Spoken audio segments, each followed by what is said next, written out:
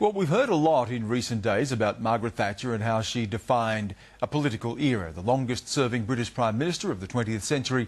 She's credited with transforming her country, of course with a lot of pain along the way. She's also being lauded for helping to end the Cold War, her partnership with Ronald Reagan seen as crucial in bringing down the Soviet bloc. Is that too simplistic? Well, let's bring in Adam Lockyer now from the US Studies Centre.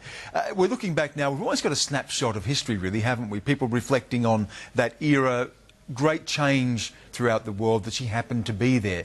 Was she a bystander of history, or was she really someone who drove that process?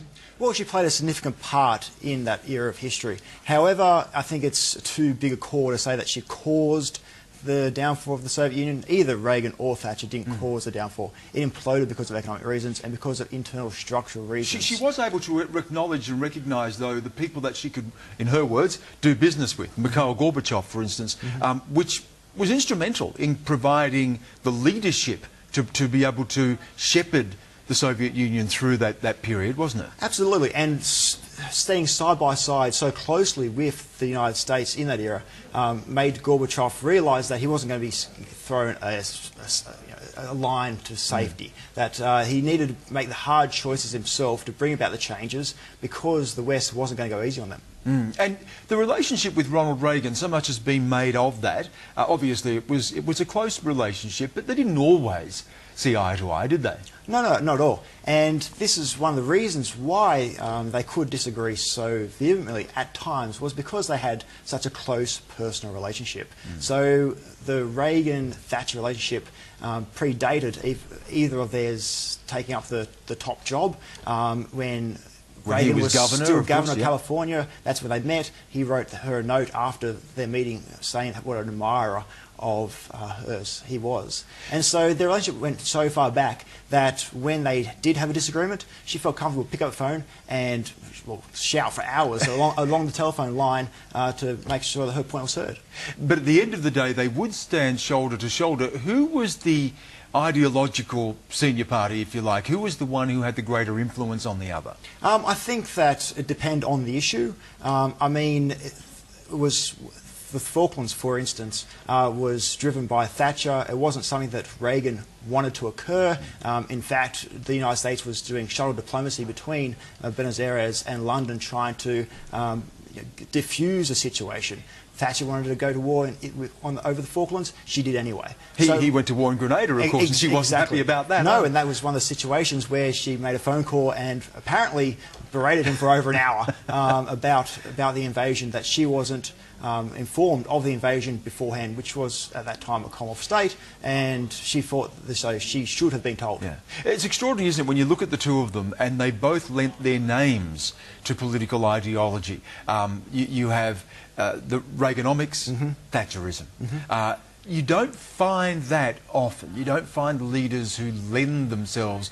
You go to Mao and Stalin and those sort of characters before you would see people who lend themselves to ideologies and lend their names to them. Oh, that's right. And they shifted the politics in both their countries. And Thatcher probably moved the politics in Britain further than Reagan actually shifted the politics in America. And Britain was further to the left when she came to power, and she had a much tougher job to shift the politics more towards the right than what Reagan did.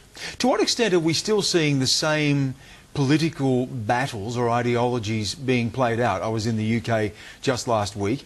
The debate there today is about welfare reform, is about entitlement versus responsibility, is about the UK's involvement and continual involvement in the European Union. Precisely the issues that she was talking about when she became Prime Minister. Oh, but they were much tougher back then. Yeah. I mean, the unions were far more organised. You don't see the big coal strikes that you saw back in the 1980s. I think that the level of combativeship in the politics, both in the United States and in Britain during the 1980s, is a much higher extent than the debates these days. And of course she brought her opponents, and indeed as did Reagan, I suppose you could say as well to a degree, brought her opponents to her side.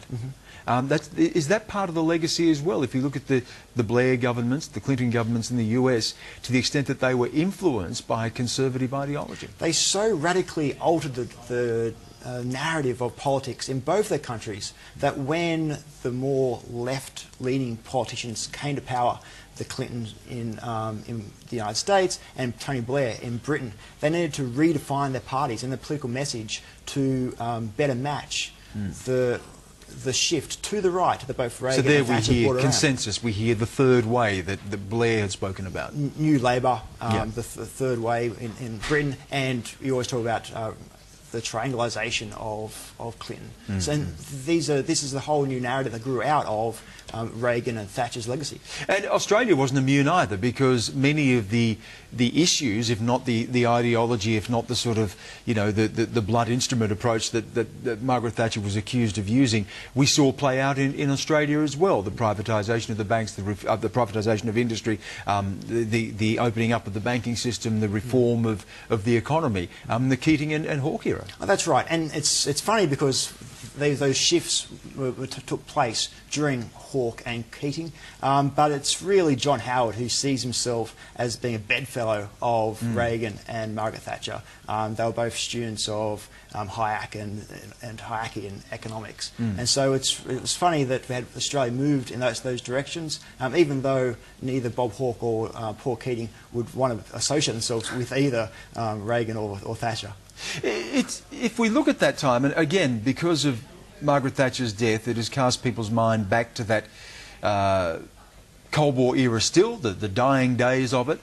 We don't see the political figures, the figures of that sort of conviction today that we saw then.